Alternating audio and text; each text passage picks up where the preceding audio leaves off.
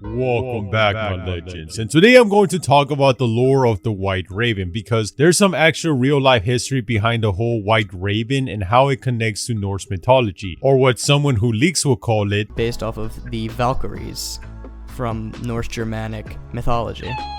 You know, when recording this, I didn't really think about how I would sound when I said the Norse Germanic Valkyries.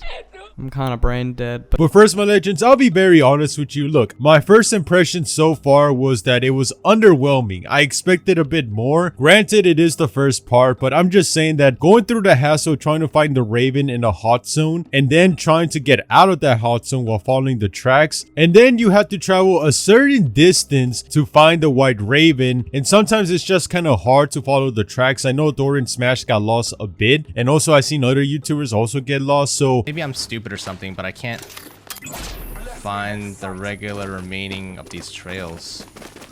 It can be back here, can it?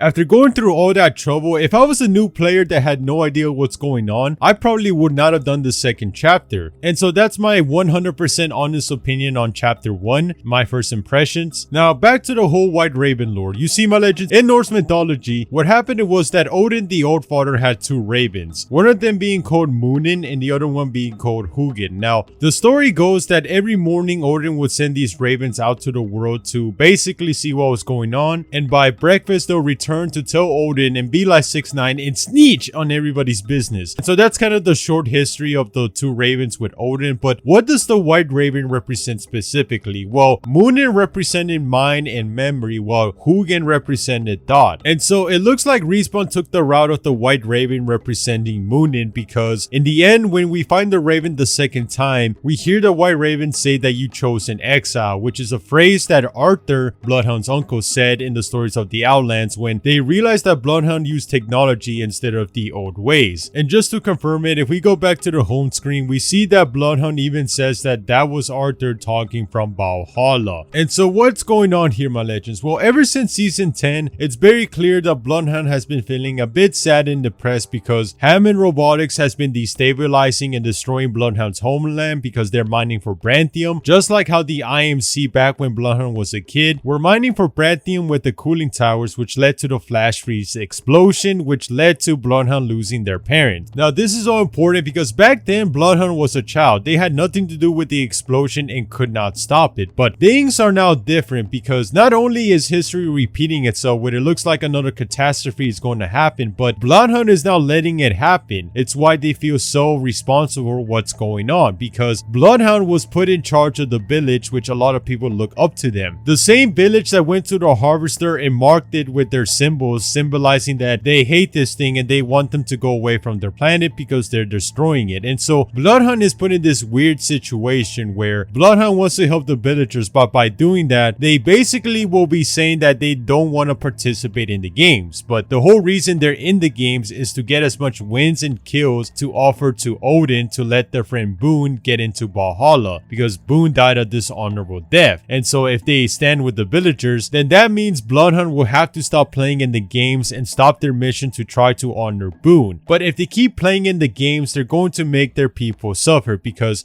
Hammond Robotics is trying to cover up the whole mess they did, because in one of the loading screens, a journalist is saying that climatizers and lava siphons do nothing. The climatizer cools the air, the lava siphon heats it back up. Catastrophe is coming and evidence is being purged. And so going back to the White Raven, something interesting that I noticed that if you're not Bloodhound, in game you don't see the White Raven at all. And so this makes me wonder if this is Bloodhound's way of coping with the whole situation. And the White Raven's not really there, or even if it is there, it's just representing Arthur and the memories of him and what Arthur would have said if he was still alive and seeing the whole situation. Because in Bloodhound's mind, they think that Arthur will be very disappointed in them, and that's why the White Raven said you chose an exile. And so it looks like Bloodhound is going to go in one of those self-discovery journeys where they are going to rediscover who they are and reflect on the whole situation and what they should do next. So yeah, my legends, that's the story behind the White Raven. We'll see what happens next, and I'll see you all next time. Peace.